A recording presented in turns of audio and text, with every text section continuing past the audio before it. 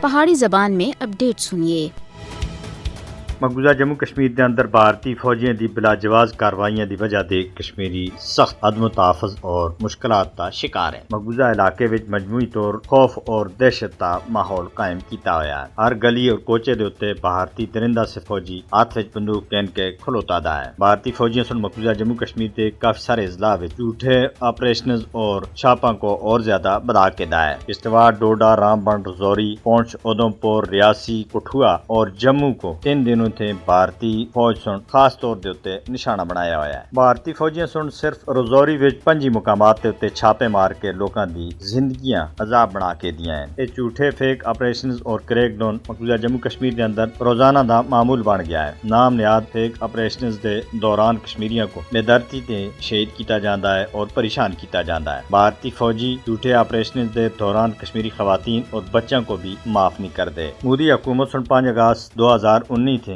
جبر دے تمام ریکارڈ توڑ کے دیں۔ مقبوضہ جموں کشمیر وچ 5 اگست 2019 تھے اس ویلے تک 955 کشمیری شہید، 2455 زخمی اور 1105 مکانات اور دکانوں کو تباہ کیتا ہے۔ بھارتی مظالم مقبوضہ جموں کشمیر وچ انسانی حقوق کی سراسر خلاف ورزیاں اور انہاں وچ دن ب دن واضح ہوندا جا رہا ہے۔ جھوٹے فیک آپریشنز اور چھاپے کشمیریاں دے آزادی دے عزم کو کسی بھی صورت وچ توڑ نہیں سکدے۔ کشمیری آزادی دے واسطے اپنی جدوجہد ہر صورت وچ جاری رکھنے دے واسطے پر عزم ہیں اور ثابت قدمی دے نال ڈٹے ہوئے ہیں، ہر ایک مشکلات کا مقابلہ کرنے دے واسطے تیار ہیں، چاہے بھارت جو کچھ بھی کرے۔ 2014 میں مودی دے برسر اقتدار آنے کے بعد مزید بھارتی فوجیاں اور پولیس اہلکاراں دی تعیناتی سن مقبوضہ جموں کشمیر وچ حالات کو بہت زیادہ بگاڑ کے دا ہے اور کشمیریوں دی مشکلات وچ دن ب دن واضح ہوندا جا رہا ہے۔ مودی حکومت سن کشمیریوں دی آزادی دی آواز کو دبانے دے واسطے اپنی فوج اور بدنام زمانہ ایجنسیاں کو بے دریغ اختیارات دے رکھے ہیں۔ کشمیریوں دے قتل عام دی کھلم کھلی چھوٹ دے رکھی ہوئی ہے، لہذا بین الاقوامی برادری کو مقبوضہ جموں کشمیر کے اندر جاری بھارتی